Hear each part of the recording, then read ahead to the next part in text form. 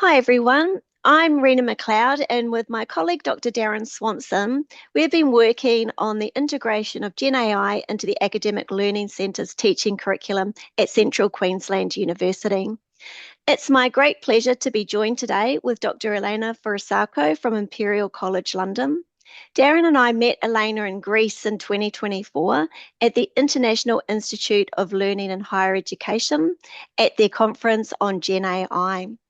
Elena has recently published research with her colleague, Professor Emeritus Janet Wilde of London's Queen Mary University, that explores how GenAI enhances inclusivity in learning environments through playing diverse relational collaborator roles with educators and students.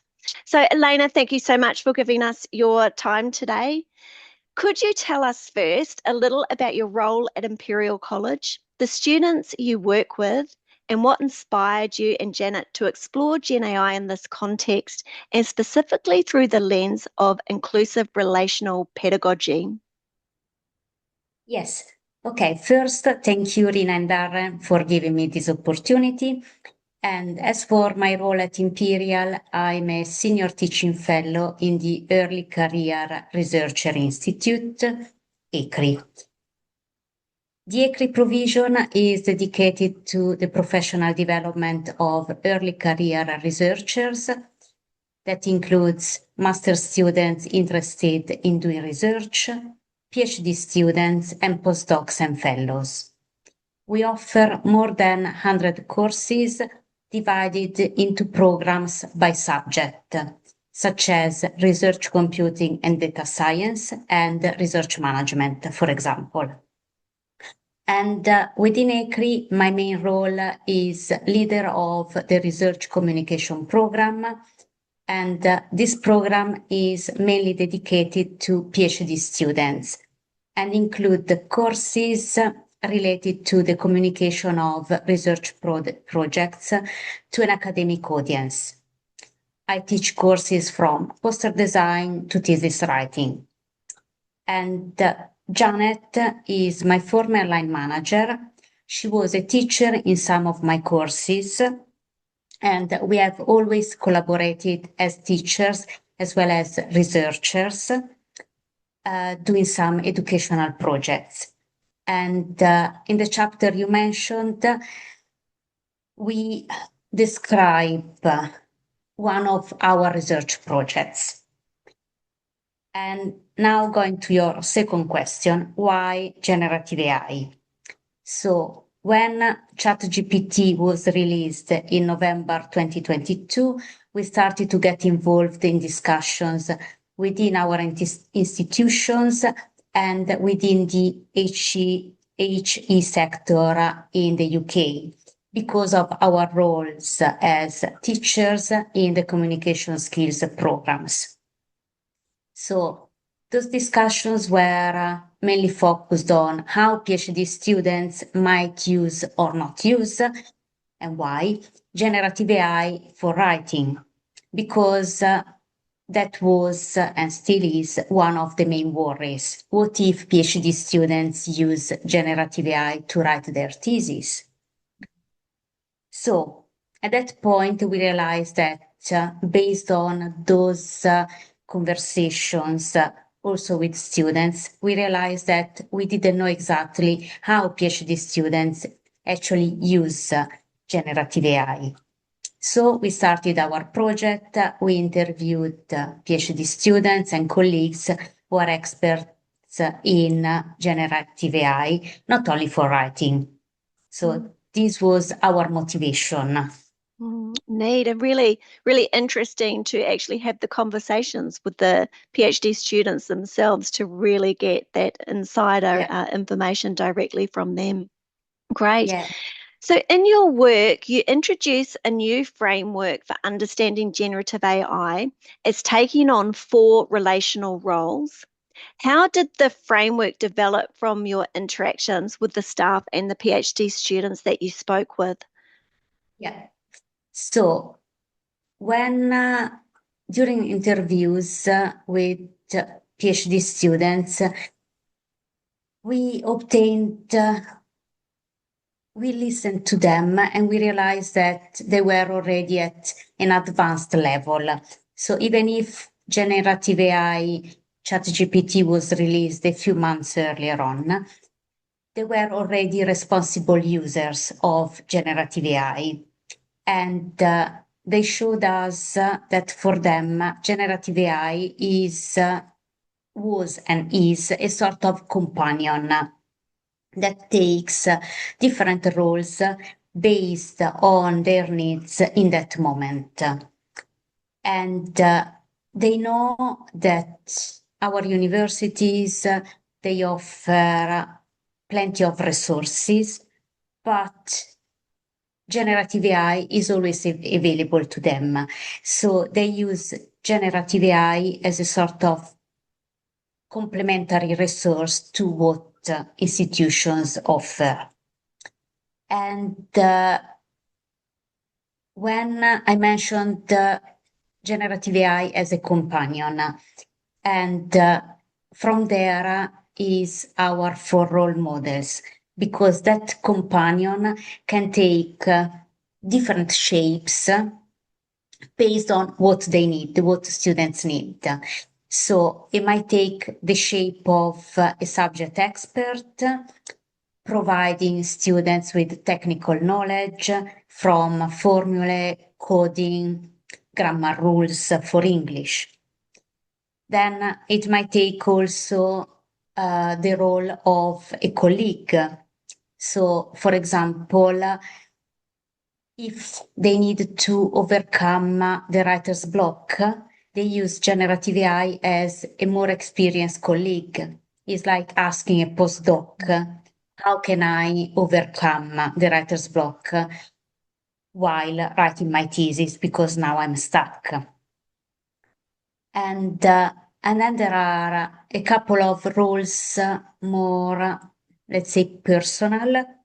So some students referred to generative AI as a family member.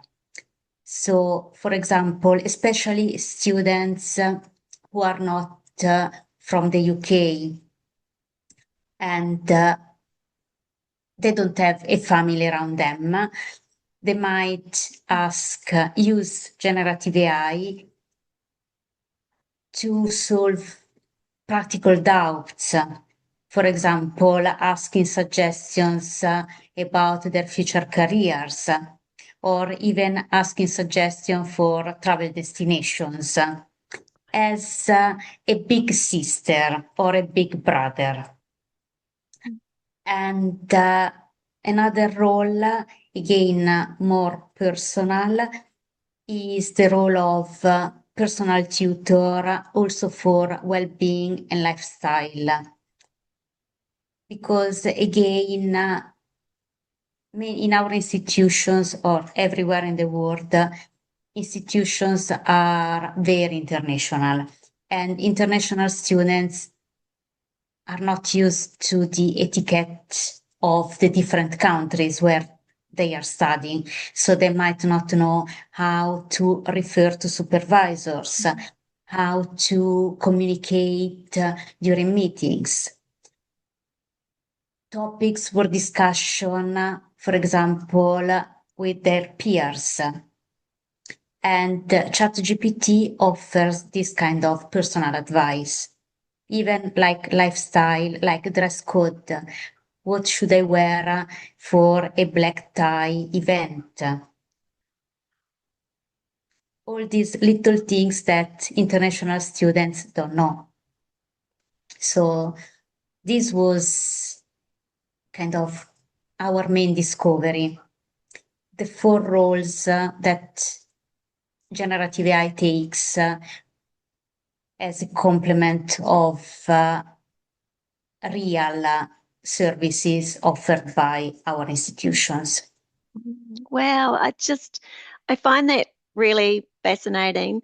That the first thing I think is really interesting is that the PhD students were really looking to use it responsibly from the outset. And that's same with our students. We are finding that they really want to be using it responsibly and ethically and the like.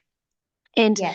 in this context with PhD students, just how remarkable this technology is for easing significant stresses with much more efficiency and in an accessible way that lightens the strain on the people power to support students. That it's really significant that you've teased it out to see it in this kind of four framework detail. So my next question is, in what ways then do you think GenAI supports more experienced students who are used to a country and an institution, and then those who are really new to a context and in a different cultural landscape than what they're used to? Yes. So, as I already partly mentioned, in universities are an international and interdisciplinary big context. And every single project currently is interdisciplinary and involves international collaborations. So students, even if they are students, home country students who have always worked and studied in one single university, they are exposed to international and interdisciplinary collaborators. So everybody needs to get used to different cultures and different disciplines. And so how to exploit our diversity as for culture and discipline to create good things together. Sometimes might be difficult. And this is where generative AI arrives, because generative AI can help all of us to increase the understanding of each other, from culture to discipline. For example, when a student, I had recently had experience with a student who is working for a PhD. She is working on an engineering project, modeling, adding also a psychological perspective. She has a background in engineering and modeling, so she knows that part, but she is not fully knowledgeable about the psychological perspective. In that case, the use of generative AI supports her to understand the basic concepts of psychology, so that she's able to understand articles and books in psychology. At the same time, again, as I mentioned, when students are new in a country, in a culture, they need to understand how to behave. And the same is for staff. So when staff are exposed to new disciplines and to new culture, they can use in the same way generative AI to increase their understanding, to increase their knowledge. Also, staff, teachers and educators can use AI to create inclusive material. For example, create examples to show during their courses, or also can be used to, generative AI can be used to understand how to communicate in a way that feedback is well given and well received, not as a sort of criticism, but as a positive, supportive set of suggestions. Basically, generative AI can support the students and staff in the same way when they are working in a new and diverse environment. Mm.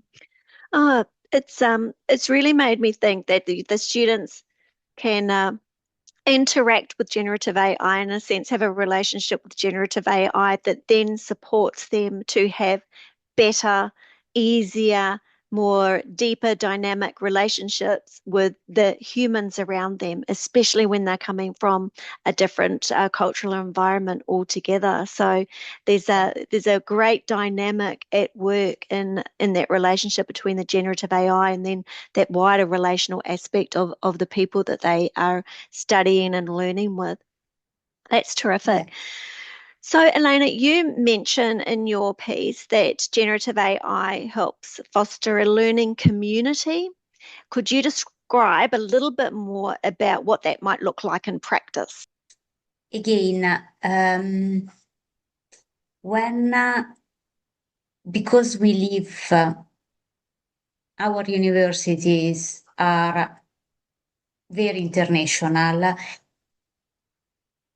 the creation of a learning community might be a bit difficult because not only international students need to get adapted to the culture of the university where they work, but also educators need to increase their understanding of international students, how they behave, why they behave in that way, how to relate with them. So generative AI can explain to students and educators how to interact, how to behave, how to communicate international students and staff. So by increasing the understanding of each other, we can communicate better. Once we are able to communicate and to get the understanding of people involved in the community, students and educators, is where actually the real work, the real community starts sort of to get alive. Because if there is no understanding, how can they work? How can they work together as a community? In my case, because we have a lot of students with Confucian heritage, after I got my position, I started to read how I should behave with them. Such a different style in everything, and I was worried to make mistake, maybe to be too friendly with them, and maybe they were not, and try to find a way to tell them, don't worry, you can discuss with them, ask me any question with no problems. So that type of communication, it took me a while to get it right. With generative AI, now you can have your suggestions in a few minutes and you are ready. Oh, that's remarkable. I really appreciate that it's not just the students learning how to enculturate well. This is a two-way thing where the staff and teachers are also needing to work out how to communicate with ease. And I think you raise a really important point that often we can feel hesitant and stressed that maybe we're going to communicate in a way that is not appropriate for a person from a particular different culture. So this use of ChatGPT just eases those stresses and can open up the communication pathways and relieve the tension, and therefore a better learning community starts to build around that. So that's really remarkable. And what a wonderful example for you to use as well in relation to your students with the Confucian background as well. So, Yeah. Elena, what were some of the most surprising or powerful insights that came from the student interviews you did with this particular research project? So the first general surprise was the maturity of students and how they use generative AI responsibly. So ChatGPT was released in November 2022, and in May 2023, some of the students had already critically discarded its use for their doctorate because it was the output of ChatGPT was not reliable, and they had already identified biases, and they already knew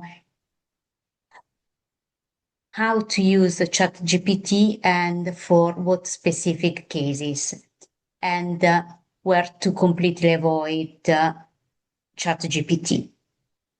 And for example, they used it for accessory tasks, such as asking for grammar rules or asking for template cover letters for postdocs positions. For example, a student was applying for a postdoc in the US. He was not used to the US system. He didn't know what type of cover letter he had to prepare. He asked the ChatGPT.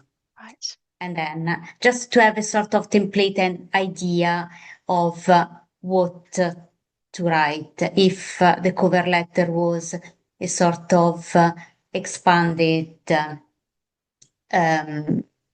CV, or if the cover letter was a complementary file to the CV. So, because again, every country, every university has their own style and rules. But I think for me, the most surprising and powerful insight from the project was from the student who mentioned ChatGPT as a family member. She's an international student. So in the past, when she was at home, she asked her family, mom and dad, if it was the case, what they thought about applying for a specific job or what to do for an interview. Now that as international student, she can't communicate with her family every single moment. She has ChatGPT, and she mentioned, now I have a new family member that is ChatGPT. That I would think of ChatGPT as my elder sibling. So that was surprising, and it was when she mentioned it, my brain, I started to realize that in the four rules there are two, like let's say academic rules and two personal rules. Oh, it's significant, isn't it? I'm thinking, putting myself in the shoes of somebody who's really moved far away from their country and what that must be like and the cultural complexities of that, and how then ChatGPT can overcome isolation Yeah, for yeah, students and how significant that is. It makes me think as well, with our demographic, we've got a lot of first and family students, and that yeah, they probably can't have easy conversations at home in their environments around career progression, around talking around the nature of what they're studying and things like that.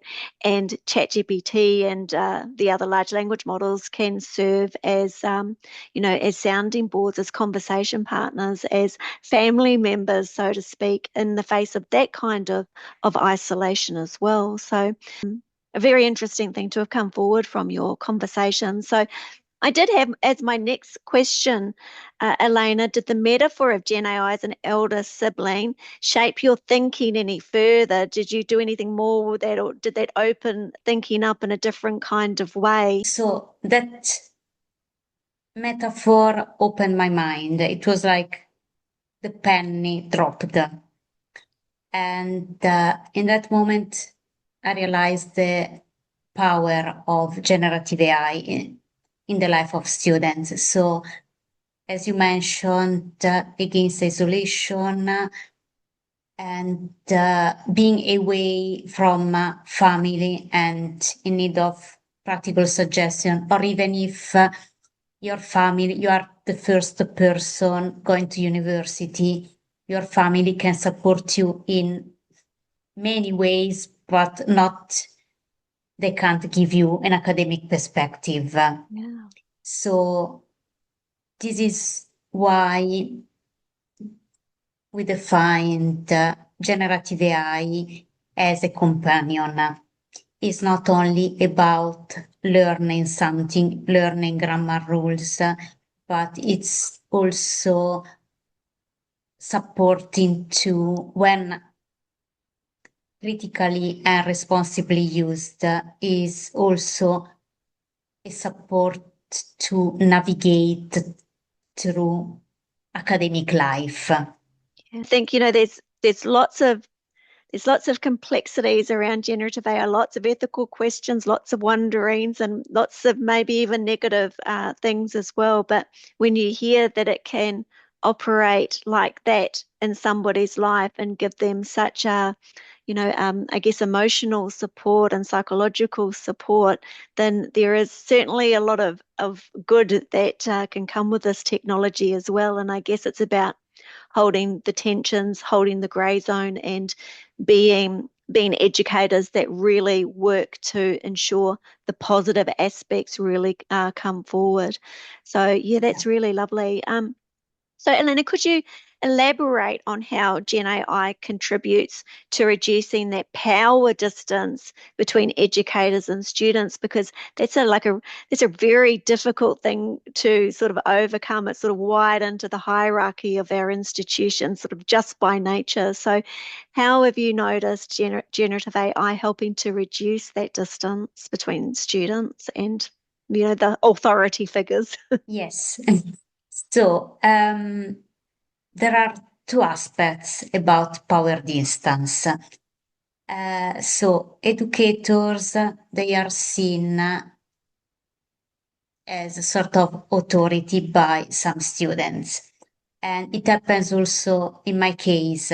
So I don't grade the students, I don't mark, I don't give them coursework to complete. So I'm kind of a peaceful educator, no assessment at all. But still, some students from some cultures, they still have the idea that as an educator, I'm on a different level, one step above. And also, sometimes some students, they have a sort of imposter syndrome when also relating to other students, because they might perceive their projects some sort of less important than someone else's project. Many times, when working, especially with final year students writing their thesis, I listen to some of them and they say, oh, my project is not important enough. I'm only working on a small molecule, while the other student, my colleague, is working on a big treatment against cancer. So you notice that sort of they belittle themselves. So how generative AI can contribute and reduce the power distance. So what I do and what every educator can do is to prepare teaching material that includes examples for different disciplines. So in my case, all my courses are delivered at institutional level. So every time I have a course, I might have medics, engineers, and physicists all together. So what I try to do is to prepare examples from different disciplines, adding also definitions so that all students from the different disciplines can better understand the concepts. And when students they realize that I make, as an educator, I make the effort to facilitate the understanding of the concept, I facilitate the blending of knowledge, I try to facilitate explanations to this to my interdisciplinary audience using generative AI, they realize that they can do the same. They feel unconsciously, they start doing it. They are kinder to each other than before. And they, let's say, when they are explaining to each other their projects, they decrease the level of science so that they can, everybody can understand. So by simply making the effort myself using generative AI to create inclusive material, adding clear explanation clear for everybody, automatically students realize that and I also declare I used generative AI.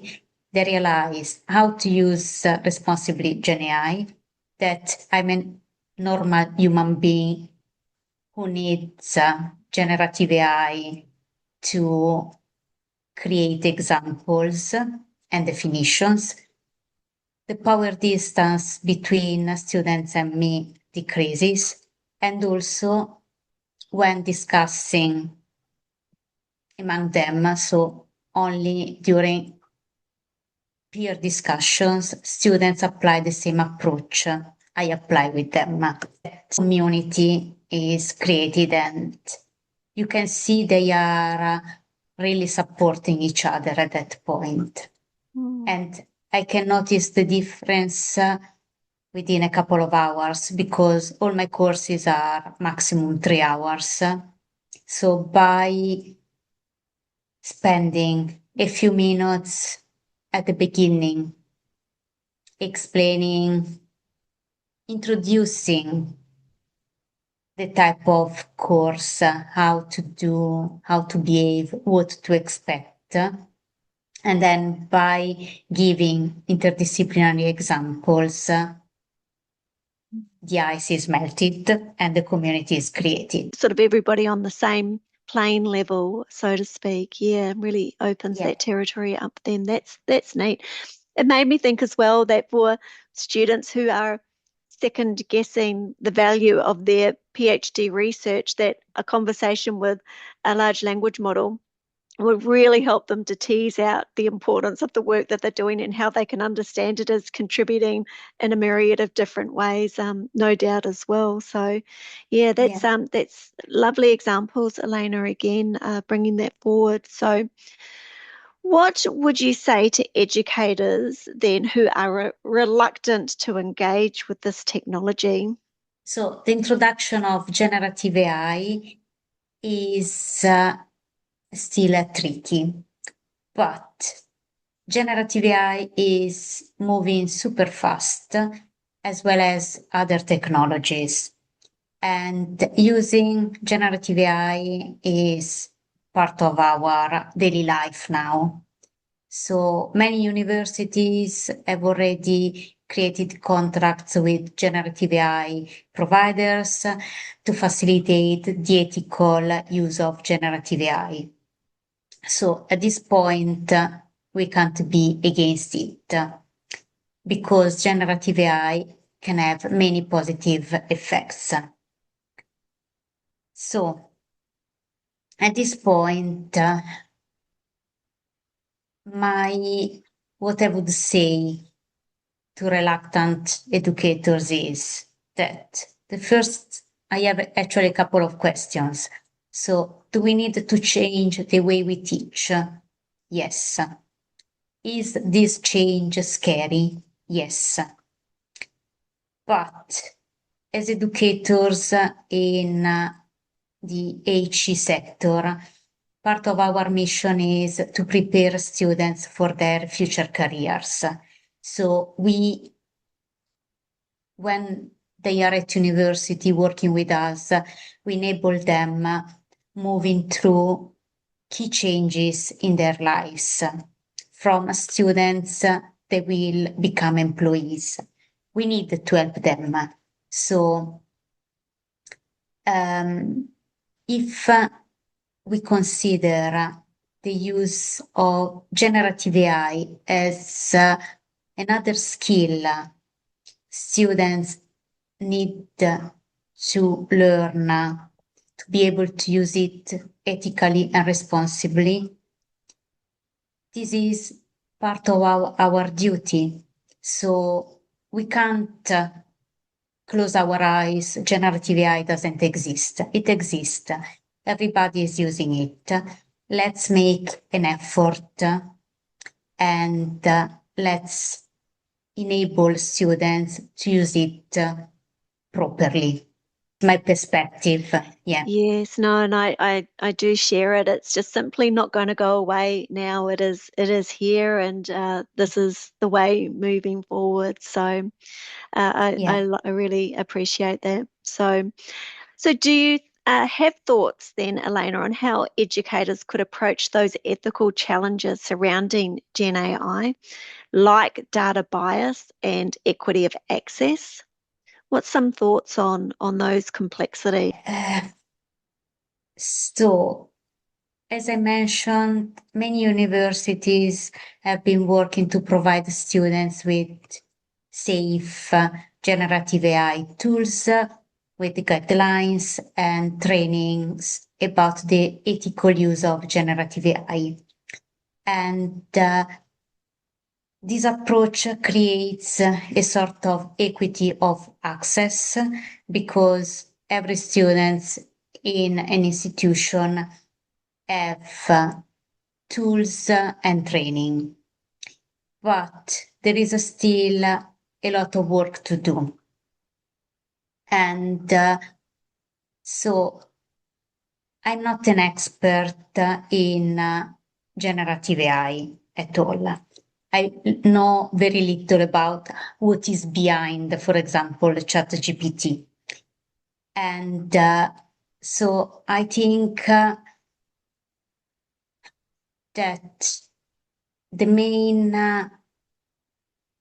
bias generative AI has now is that for the moment is not, there are a lot of geographical bias behind any generative AI tool.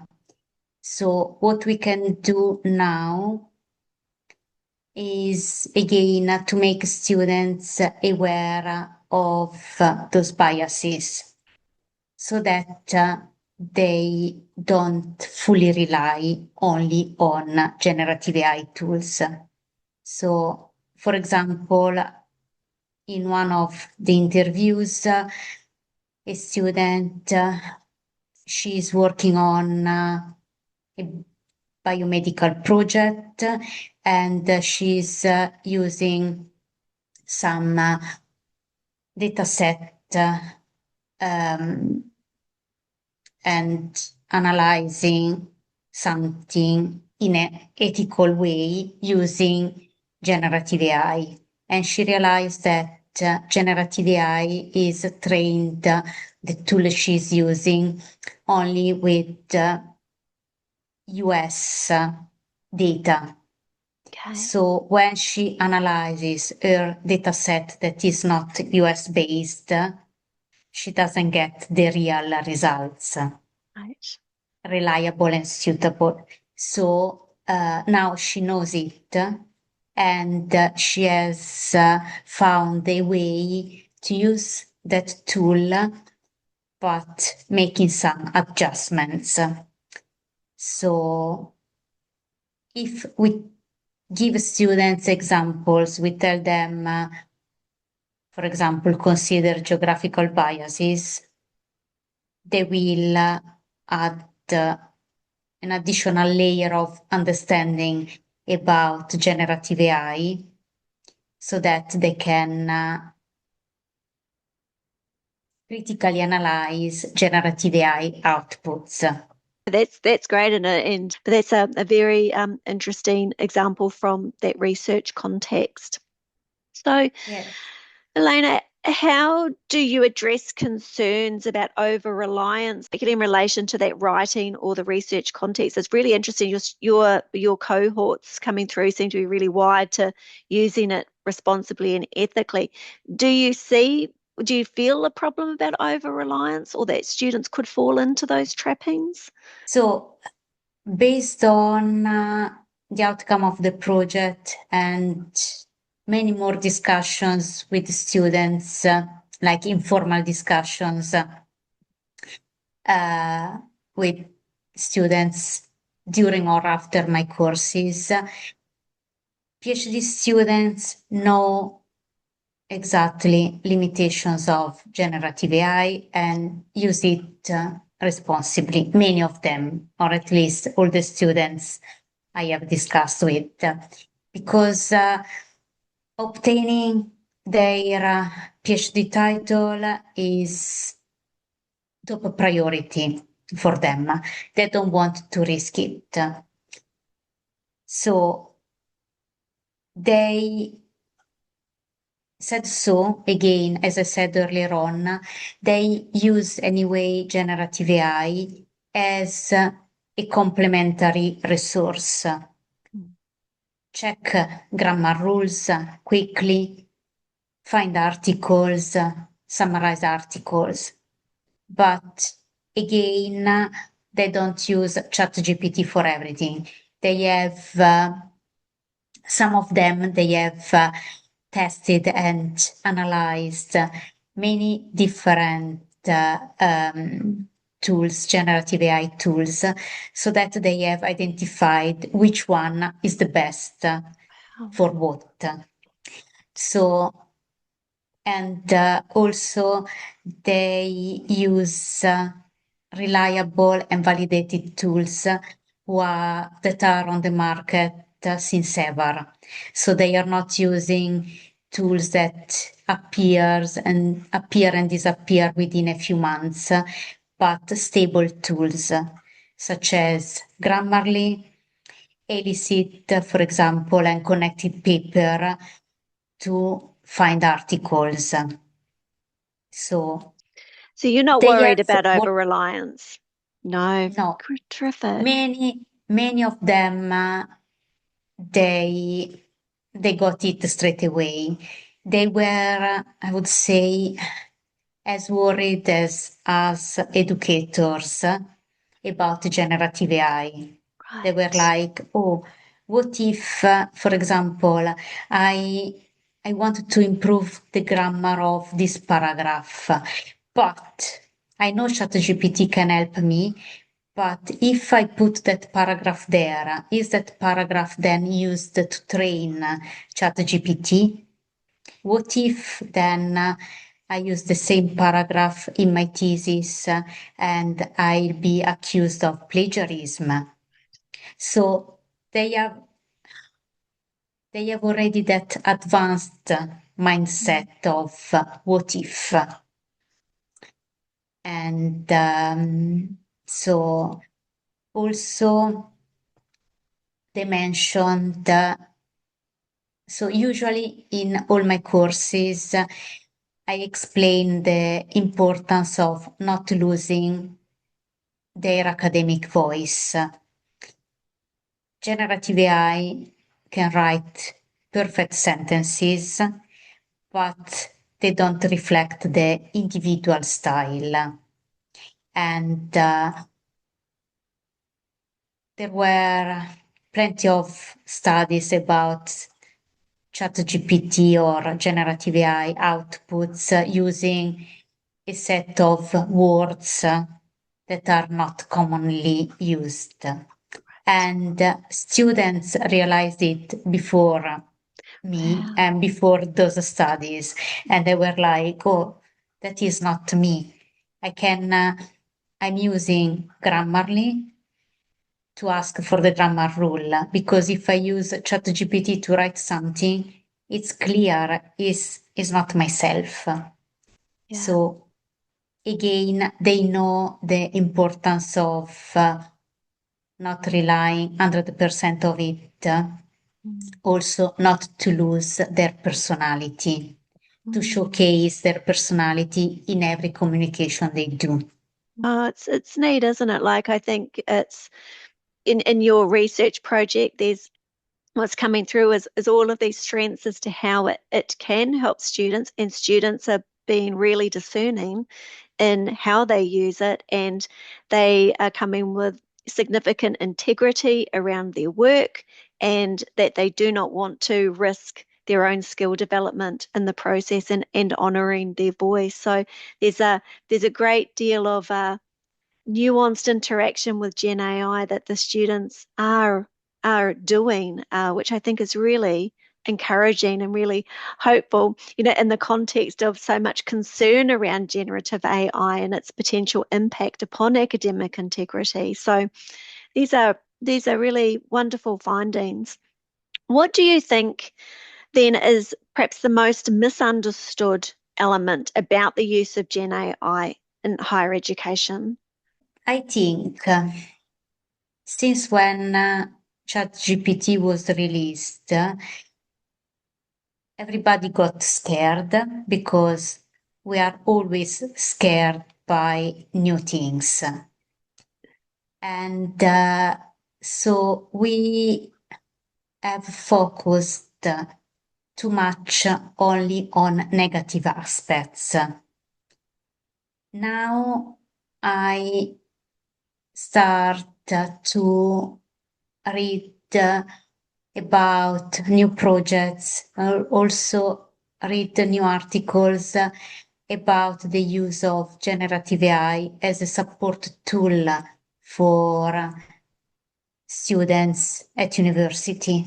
So, for example, plenty of tools and projects using generative AI to support the coding. So students who need to code, to create a code for their projects, they don't know anything about coding. There are reliable and unbiased generative AI tools to help coding, mentioned as a personal tutor. So there are also tools for us educators, for example, to prepare slides or to create assessment grids, for example. So by focusing on those positive aspects, we can also help reluctant educators, you mentioned a couple of questions above, to overcome their doubts and maybe embrace generative AI. Again, it's a matter of changing something, in the way we teach, but generative AI can help us things, creating good teaching material, inclusive teaching material, and also facilitate our work. That really leads me to my next question. How has your understanding of your teaching practice evolved then through the project? And obviously, you're putting these elements that you've just said into practice yourself? Yeah, so I think I'm lucky I work with PhD students because they are independent and motivated learners. They are different from undergraduate students and even from master students. So probably with undergraduate and master students, there is more work to do, increase more their awareness. So if PhD students got straight away that generative AI might be biased or might create problems, undergraduate and master students, they might need training and a couple of months to realize it. So going back to my teaching practice with PhD students, working with them is rewarding. And I changed my teaching approach when I started working in this role because before, when I was a postdoc researcher, I was mainly working, teaching to undergraduate and master students. So already changing my audience forced me to change my approach, to become more a facilitator and less an educator. And working on this project made me realizing that PhD students are much more independent and critical than what I taught. So I have changed again a bit more my approach. I'm moving from a facilitator role to more a coaching role. I'm more a coach who asks reflective questions to them. They think, reflect, and apply concepts to their thesis, for example. So I'm not telling them, for example, when you start writing a thesis, prepare a plan. I'm more asking, what do you think is the first step to do when start writing your thesis? And they get it. So, and this is because of this project, because I realized how responsible they are, that I could move towards a coaching role.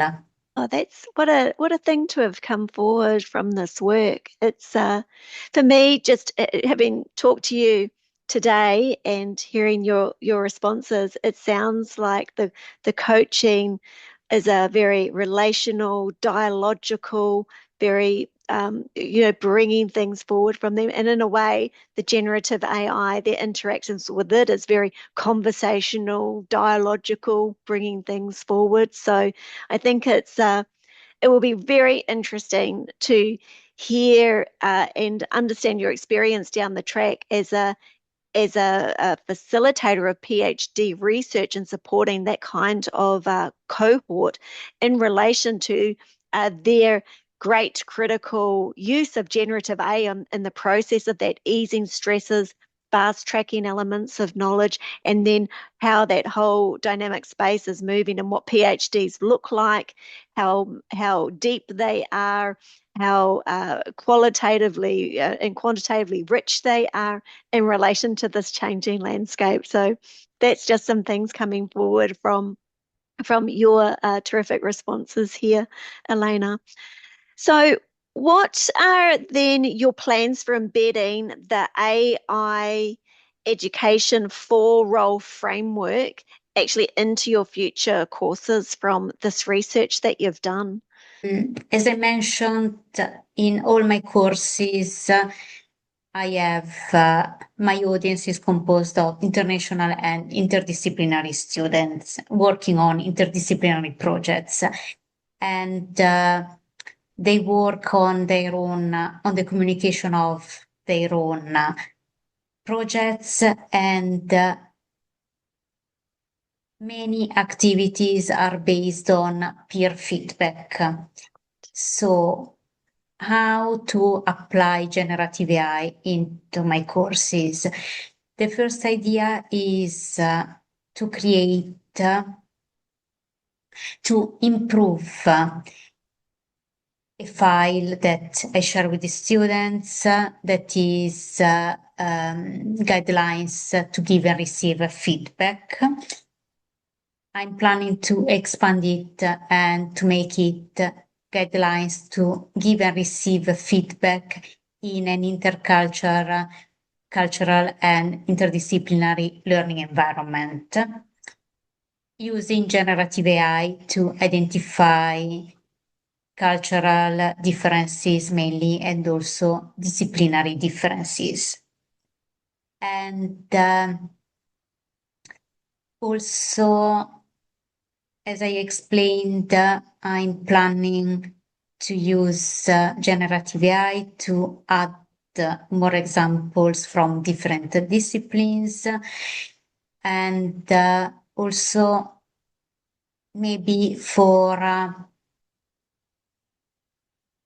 longer courses such as the writing retreat that is a couple of days, maybe to ask as a sort of ice-breaking activity, design an activity where students use generative AI to understand differences among cultures and disciplines to prompt changes in their communication style.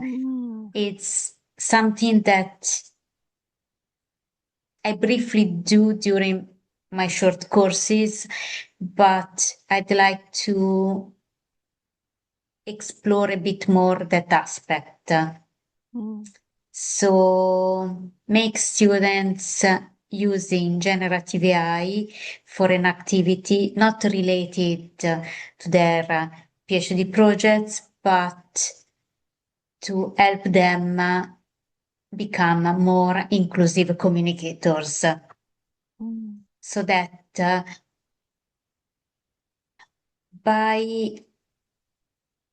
with that activity, they kind of, even if in this case, if it will work, it will be a sort of snapshot. Anyway, they will get the style, they will get the approach, they will get the tool, and they might use it also in their future career as part of their professional development. Because again, our world is international and interdisciplinary. So what they try maybe in 1 hour during one of my courses is something that they can apply later on during their work, if they will be in a big team, for example. Yeah, terrific to see that, have that modelled. My last question for you is, how can other educators begin to adopt or adapt this approach in their own context, particularly those who perhaps might be hesitant to do so? Readiness for change is not easy to achieve, but we need to remember that, as I mentioned earlier on, when we teach them something, whatever we teach is our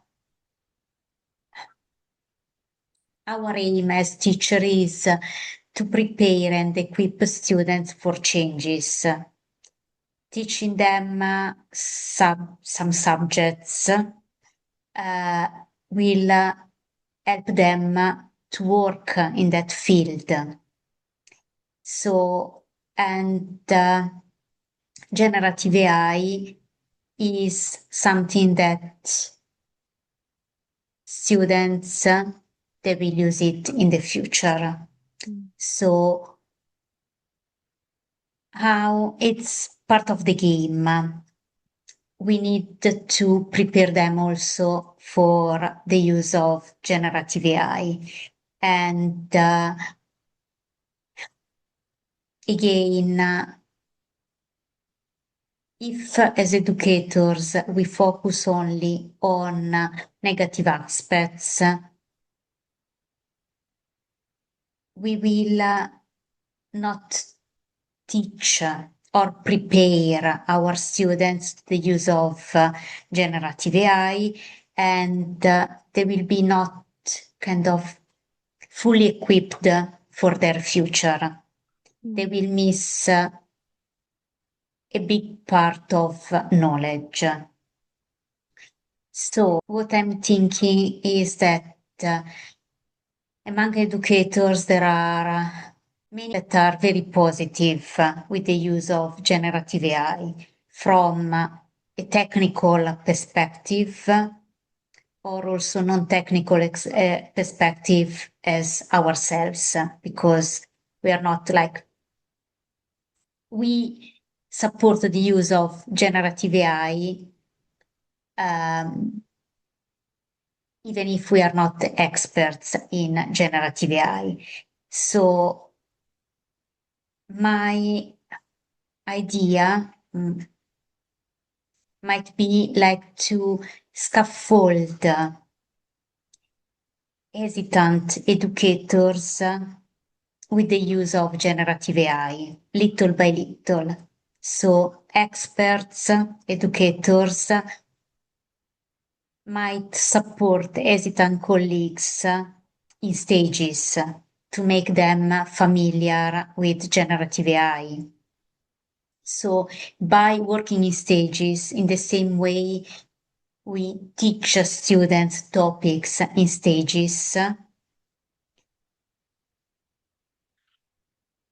like the scary effect of generative AI decreases in stages, and everybody will see the positive aspect of generative AI tools. Working together, get familiar with tools, select tools that are suitable and reliable, try approaches, discuss the outcomes, critically analyze the outcomes. In this way, we scaffold hesitant educators, and also we make those hesitant educators trusting generative AI tools.